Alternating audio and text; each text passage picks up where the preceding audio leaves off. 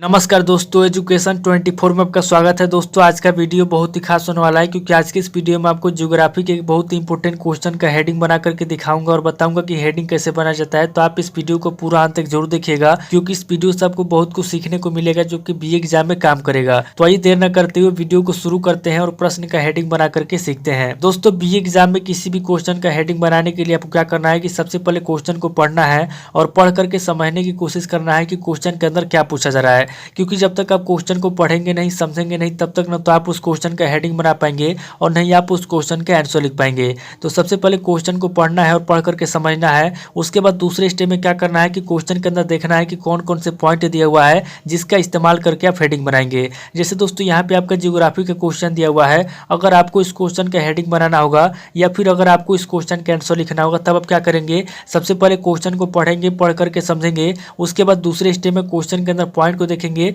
और तीसरे स्टेप में पॉइंट को लेकर के हेडिंग बनाएंगे। तो आइए दोस्तों बिना किसी देरी के हम लोग शुरू करते हैं और प्रश्न का हेडिंग बना करके देखते हैं। यहाँ पे दोस्तों प्रश्न दिया हुआ है, मानव भूगोल की प्रकृति शाखाओं एवं विकास क्रम का वर्णन कीजिए। यानी कि दोस्तों क्वेश्चन के अंदर कह रहा है कि मानव भूगोल क्या होता है, मानव भूगोल की प्रकृति के बारे में बताइए, मानव भूगोल की शाखा के बारे में बताइए और मानव भूगोल के विकास क्रम का वर्णन कीजिए। तो यहाँ पे दोस्तों हम लोगों ने सबसे पहले क्वेश्चन को पढ़ करके समझ लिया। अब दोस्तों दूसरे स्टेप में हम लोग क्या करेंगे, दूसरे स्टेप में हम लोग क्वेश्चन के अंदर पॉइंट को देखेंगे। तो यहाँ पर दोस्तों इस क्वेश्चन के अंदर पॉइंट की बात की जाए तो यहाँ पर दोस्तों आपका पहला पॉइंट हो जाएगा मानव भूगोल। क्योंकि दोस्तों क्वेश्चन के अंदर सबसे पहले मानव भूगोल के बारे में पूछा गया है, इसलिए दोस्तों इस क्वेश्चन का पहला पॉइंट हो जाएगा मानव भूगोल और इस क्वेश्चन का मेन पॉइंट भी हो जाएगा मानव भूगोल। क्योंकि दोस्तों अगर आप मानव भूगोल को इस क्वेश्चन से निकाल देंगे तो इस क्वेश्चन का कोई मायने नहीं रह जाएगा। इसलिए दोस्तों इस क्वेश्चन का पहला पॉइंट हो जाएगा मानव भूगोल और इस क्वेश्चन का मेन पॉइंट भी हो जाएगा मानव भूगोल। दोस्तों आगे बढ़ने से पहले मैं आपको एक बात बता दूं कि दोस्तों ये जो पॉइंट होता है, पॉइंट का मतलब क्या होता है,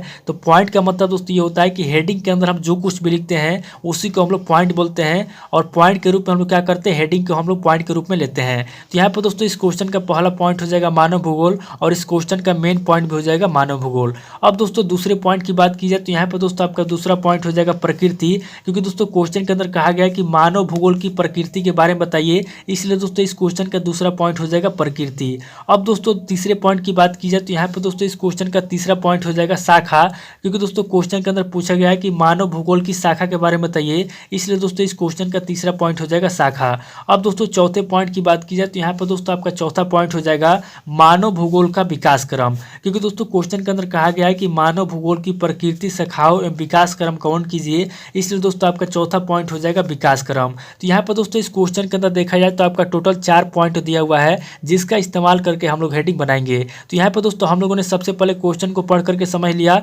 उसके बाद दूसरे स्टेप में हम लोगों ने क्वेश्चन के अंदर पॉइंट को भी देख लिया। अब दोस्तों तीसरे स्टेप में हम लोग क्या करेंगे, तीसरे स्टेप में हम लोग पॉइंट को लेकर के हेडिंग बनाएंगे। तो यहाँ पर दोस्तों इस क्वेश्चन का पहला हेडिंग हम लोग क्या लिखेंगे, तो दोस्तों मैं आपसे हर वीडियो में बताता हूँ कि किसी भी क्वेश्चन का पहला हेडिंग या तो परिचय लिखेंगे या तो परिभाषा लिखेंगे या तो प्रस्तावना लिखेंगे या तो भूमिका लिखेंगे। क्योंकि दोस्तों ये ज्योग्राफी का क्वेश्चन है, इसलिए हम लोग क्या करेंगे, सबसे पहले हम लोग इस क्वेश्चन का भूमिका लिखेंगे, यानी कि इस पूरे क्वेश्चन का भूमिका लिखेंगे। तो यहाँ पर दोस्तों हम लोग क्या करेंगे, यहाँ पे हम लोग पहला हेडिंग क्या लिखेंगे और कैसे लिखेंगे ध्यान समझिए। यहाँ पर दोस्तों हम लोग क्या करेंगे, यहाँ पर दोस्तों हम लोग पॉइंट नंबर 1 देंगे और यहाँ पर दोस्तों पॉइंट नंबर 1 देके हम लोग क्या करेंगे, सबसे पहले दोस्तों हम लोग लिखेंगे भूमिका, यानी कि इस पूरे क्वेश्चन का भूमिका लिखेंगे। तो यहाँ पर दोस्तों हमारा पहला हेडिंग हो जाएगा भूमिका। अब दोस्तों भूमिका लिखने के बाद आपको क्या करना है, यहाँ पर दोस्तों पहले हेडिंग के आंसर में आपको कम से कम 10 से 12 लाइन में, फिर आपको जितना भी याद है 7 लाइन 8 लाइन, यहाँ पर दोस्तों आपको सबसे पहले मानव भूगोल की यानी कि इस पूरे क्वेश्चन की क्या करना है, भूमिका लिखना है। और यहाँ पर दोस्तों भूमिका लिखने के बाद आपको क्या करना है, आगे आपको क्या करना है, आगे दोस्तों यहाँ पे आपको दूसरा पॉइंट देना है और दूसरा पॉइंट देने के बाद आपको क्या करना है, यहाँ पर दोस्तों आपको दूसरा हेडिंग लिखना है मानव भूगोल का शाब्दिक अर्थ। यानी कि जो मानव भूगोल होता है, मानव भूगोल का शाब्दिक अर्थ क्या होता है, यहाँ पर दोस्तों दूसरे हेडिंग में आपको लिखना है मानव भूगोल का शाब्दिक अर्थ। यानी कि जो मानव भूगोल होता है, यहाँ पर दोस्तों आपको दूसरे हेडिंग में मानव भूगोल का शाब्दिक अर्थ लिखना है। अब दोस्तों मानव भूगोल का शाब्दिक अर्थ लिखने के बाद आपको क्या करना है, यहाँ पर दोस्तों आपको दूसरे हेडिंग के आंसर में भी आपको कम से कम 14 से 15 लाइन या फिर आपको जितना भी याद है 10 लाइन 12 लाइन आपको जितना भी याद है, यहाँ पर दोस्तों आपको दूसरे हेडिंग में लिखना है मानव भूगोल का शाब्दिक अर्थ। यानी कि मानव भूगोल का शाब्दिक अर्थ क्या होता है। अब दोस्तों आगे आपको क्या करना है, यहाँ पर दोस्तों आपको तीसरा पॉइंट देना है और तीसरा पॉइंट देने के बाद आपको क्या करना है, यहाँ पर दोस्तों क्वेश्चन के अंदर आपका जो दूसरा पॉइंट दिया हुआ है प्रकृति, यानी कि क्वेश्चन के अंदर जो दूसरा पॉइंट प्रकृति दिया हुआ है, आपको क्या करना है कि दूसरे पॉइंट को ले लेना है और दूसरे पॉइंट को लेकर के तीसरे हेडिंग में आपको लिखना है मानव भूगोल की प्रकृति, यानी कि मानव भूगोल की प्रकृति के बारे में आपको विस्तार पूर्वक लिखना है। तो यहाँ पर दोस्तों दूसरे पॉइंट को हम लोग ले लेंगे और दूसरे पॉइंट को लेकर के हम लोग तीसरे हेडिंग में लिखेंगे मानव भूगोल की प्रकृति। तो यहाँ पर दोस्तों तीसरा हेडिंग हमारा हो जाएगा मानव भूगोल की, यहाँ पे दोस्तों हम लोग लिखेंगे मानव भूगोल की प्रकृति। अब दोस्तों मानव भूगोल की प्रकृति लिखने के बाद आपको क्या करना है, यहाँ पे दोस्तों तीसरे हेडिंग के आंसर में भी आपको कम से कम 14 से 15 लाइन में, फिर आपको जितना भी याद है 10 लाइन 12 लाइन, यहाँ पे दोस्तों आपको मानव भूगोल की प्रकृति के बारे में विस्तार पूर्वक यहाँ पे इसके आंसर में आपको लिख देना है। और यहाँ पे दोस्तों लिखने के बाद आपको आगे क्या करना है, आगे दोस्तों यहाँ पे आपको चौथा पॉइंट देना है और चौथा पॉइंट देने के बाद आपको क्या करना है, यहाँ पे दोस्तों क्वेश्चन के अंदर आपका जो तीसरा पॉइंट दिया हुआ है शाखा, आपको क्या करना है कि तीसरे पॉइंट को ले लेना है और तीसरे पॉइंट को लेकर के चौथे हेडिंग में आपको लिखना है मानव भूगोल की शाखा, यानी कि मानव भूगोल की कितनी शाखाएं हैं, यहाँ पे दोस्तों आपको मानव भूगोल की शाखाओं के बारे में विस्तार पूर्वक लिखना है। तो यहाँ पे दोस्तों चौथे हेडिंग में हम लोग लिखेंगे मानव भूगोल की, यहाँ पे दोस्तों हम लोग लिखेंगे मानव भूगोल की शाखा, यानी कि मानव भूगोल की कितनी शाखा है, यहाँ पे दोस्तों हम लोग मानव भूगोल की शाखा के बारे में लिखेंगे चौथे हेडिंग में। तो यहाँ पे दोस्तों हम लोगों ने क्वेश्चन के अंदर जो तीसरा पॉइंट दिया हुआ था शाखा, हम लोगों ने तीसरे पॉइंट को लेकर के चौथे हेडिंग में लिख लिया मानव भूगोल की शाखा। अब दोस्तों चौथा हेडिंग लिखने के बाद आपको क्या करना है, यहाँ पर दोस्तों चौथे हेडिंग के आंसर में आपको कम से कम 12 से 14 लाइन में, फिर आपको जितना भी याद है, यहाँ पर दोस्तों आपको मानव भूगोल की शाखा वाले हेडिंग के आंसर में आपको लिख देना है। यहाँ पर दोस्तों आंसर लिखने के बाद आपको क्या करना है, आगे दोस्तों यहाँ पे आपको 5वां पॉइंट देना है और यहाँ पे दोस्तों 5वां पॉइंट देने के बाद आपको क्या करना है, यहाँ पे दोस्तों आपको 5वां हेडिंग लिखना है मानव भूगोल का विकास क्रम, यानी कि क्वेश्चन के अंदर आपका जो चौथा पॉइंट दिया हुआ है विकास क्रम, आपको क्या करना है कि चौथे पॉइंट को ले लेना है और चौथे पॉइंट को लेकर के 5वें हेडिंग में आपको लिखना है मानव भूगोल का विकास क्रम। तो यहाँ पे दोस्तों 5वें हेडिंग में हम लोग लिखेंगे मानव भूगोल का, यहाँ पे दोस्तों हम लोग लिखेंगे मानव भूगोल का विकास क्रम, यानी कि मानव भूगोल का विकास के क्रम क्या है, विकास कैसे हुआ, विकास का क्रम क्या है, यहाँ पे दोस्तों हम लोग लिखेंगे मानव भूगोल का विकास क्रम। अब दोस्तों मानव भूगोल का विकास क्रम हेडिंग लिखने के बाद आपको क्या करना है, यानी कि 5वां हेडिंग लिखने के बाद आपको क्या करना है, यहाँ पे दोस्तों 5वें हेडिंग के आंसर में आपको कम से कम 16 से 18 लाइन, ध्यान दीजिएगा 16 से 18 लाइन, या फिर आपको जितना भी याद है, यहाँ पे दोस्तों आपको 5वें हेडिंग के आंसर में आपको मानव भूगोल के विकास क्रम के बारे में लिखना है,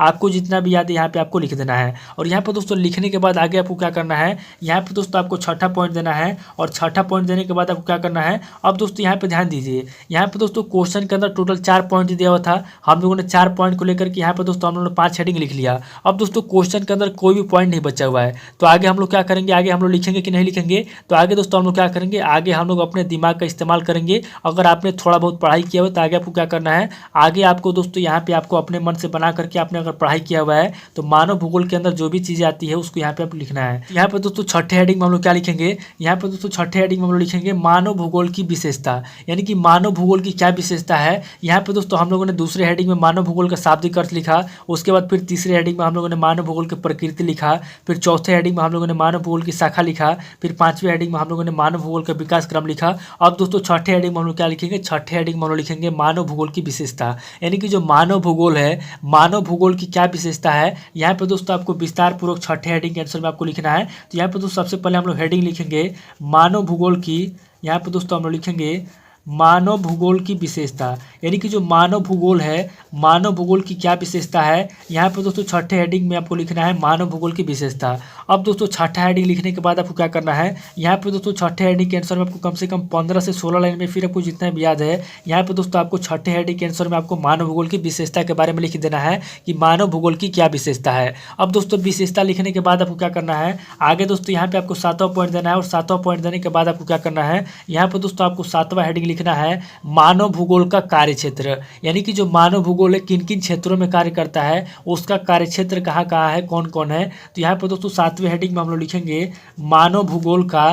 यहाँ पे दोस्तों हम लोग लिखेंगे मानव भूगोल का कार्यक्षेत्र। अब दोस्तों मानव भूगोल का कार्यक्षेत्र लिखने के बाद आपको क्या करना है, यहाँ पे दोस्तों आपको 7वें हेडिंग के आंसर में, यहाँ पे दोस्तों आपको कम से कम 18 से 20 लाइन में, या फिर आपको जितना भी याद है, आपको जितना भी याद है, आपने जितना भी पढ़ाई किया हुआ है, आपको जो भी पता है, यहाँ पे दोस्तों आपको 7वें हेडिंग के आंसर में आपको लिखना है मानव भूगोल का कार्यक्षेत्र, यानी कि जो मानव भूगोल है किन किन क्षेत्रों में कार्य करता है। अब दोस्तों 7वें हेडिंग के आंसर लिखने के बाद आपको क्या करना है, आगे दोस्तों क्वेश्चन के अंदर जो भी पॉइंट दिया हो, तो हम लोगों ने पॉइंट को लेकर के हेडिंग बना लिया, आंसर लिख लिया। अब दोस्तों आगे कोई भी पॉइंट नहीं बचा हो तो लास्ट में हम लोग क्या करेंगे, अगर आपको कोई पॉइंट याद आ रहा है या फिर अगर आपको कोई हेडिंग याद आ रहा है तो यहाँ पे दोस्तों आप आगे लिख दीजिए। और अगर आपको कोई पॉइंट नहीं याद आ रहा है तो लास्ट में आपको क्या करना है, यहाँ पे दोस्तों आपको 8वां पॉइंट देना है। और 8वां पॉइंट देखिए आपको क्या करना है, यहाँ पे दोस्तों लास्ट में आपको लिखना है इस क्वेश्चन का निष्कर्ष, यानी कि इस क्वेश्चन का क्या निष्कर्ष निकलता है, लास्ट में आपको इस क्वेश्चन का निष्कर्ष लिख देना है। और यहाँ पे दोस्तों निष्कर्ष के अंदर आपको क्या करना है, यानी कि आपने जो हेडिंग लिखा है निष्कर्ष, इसके अंदर आपको क्या करना है, यहाँ पे दोस्तों निष्कर्ष के अंदर आपको कम से कम 7 से 8 लाइन में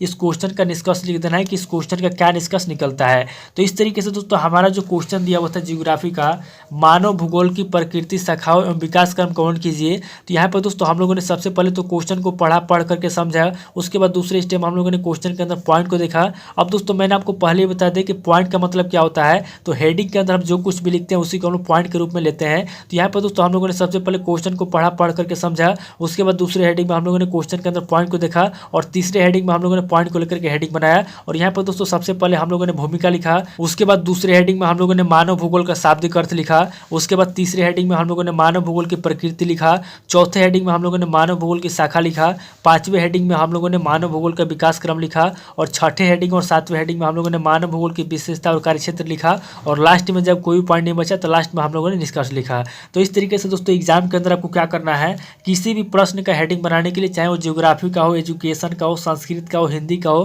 किसी भी क्वेश्चन का हेडिंग बनाने के लिए आपको क्या करना है कि सबसे पहले क्वेश्चन को पढ़ना है और पढ़ करके समझना है। क्योंकि जब तक आप क्वेश्चन को पढ़ेंगे नहीं तब तक आप समझेंगे नहीं, और जब तक आप समझेंगे नहीं तब तक अपना तो उस क्वेश्चन का हेडिंग बना पाएंगे और नहीं आप उस क्वेश्चन का आंसर लिख पाएंगे। तो दोस्तों आज इस वीडियो को मैं ही स्किप करता हूँ और मिलता हूँ आपसे नेक्स्ट वीडियो में। अगर आपको वीडियो अच्छा लगा तो वीडियो को लाइक कीजिए, शेयर कीजिए और कमेंट करके बताइए कि आपको नेक्स्ट वीडियो किस टॉपिक के ऊपर चाहिए। थैंक यू दोस्तों।